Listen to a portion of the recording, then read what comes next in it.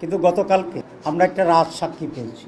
সেই রাজসাক্ষীর নাম হচ্ছে সাবেক উপদেষ্টা অ্যাডভোকেট রিজওয়ানা। তিনি তাঁর ভাষায় নারীদের উপযুক্ত অধিকারকে নিশ্চিত করতে পারে নাই।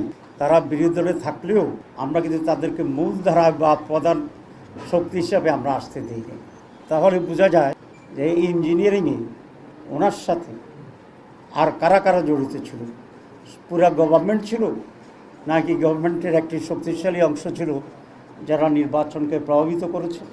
এবং একটি নীতিগত কথা ছিল যে ইন্টারিম গভর্নমেন্টে যারা দায়িত্বে থাকছেন উপদেষ্টা হিসাবে তারা কোনো সরকারে দলীয় সরকারে তারা কোনো ধরনের অংশগ্রহণ করবেন না, কোনো মন্ত্রিত্ব গ্রহণ করবেন না। প্রতিরক্ষা উপদেষ্টা ছিলেন তিনি।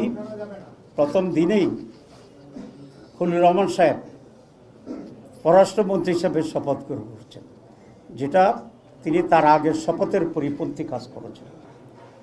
এখানে এটা স্পষ্ট যে খলিলুর রহমান ছিল লন্ডন কনস্পিরেসির প্রধান হোতা এবং সেখান থেকে তিনি সরকারকে মোটিভেট করে ষড়যন্ত্র করে বর্তমান যারা সরকারে আছেন তাদেরকে সুবিধা দেওয়ার জন্যই উনি অব্যাহতভাবে কাজ করেছিলেন এবং তার সে কাজের পুরস্কার হিসাবেই উনি পররাষ্ট্রমন্ত্রীর এই রিওয়ার্ডটা উনি পেয়েছেন। এতে আমি বিস্মিত হয়েছি বিএনপির ব্যাপারেও, কারণ বিএনপিকে এতই তার লোকজনের সংকট আছে যে একজন বিতর্কিত ব্যক্তি যিনি ইন্টারিম গভর্নমেন্টে থাকার সময়ে বিএনপির নেতা সালাউদ্দিন সাহেবই তার বিরুদ্ধে বক্তব্য রেখেছিলেন এবং তাকে সরকারের থেকে বের করে দিতে বলেছিলেন।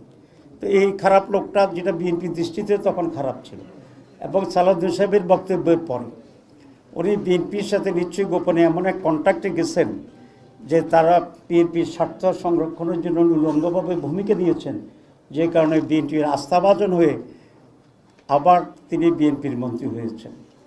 কারণ নিশ্চয়ই বিএনপির সাথে ওনার এমন এক কমিটমেন্ট ছিল, বা ওনার সাথে বিএনপির এমন এক কমিটমেন্ট ছিল যে উনি ইন্টারিম গভর্নমেন্টের থেকে বিএনপিকে হেল্প করবে নির্বাচনে, আর বিএনপি সরকার গঠন করলে ওনাকে মন্ত্রী বানাবে।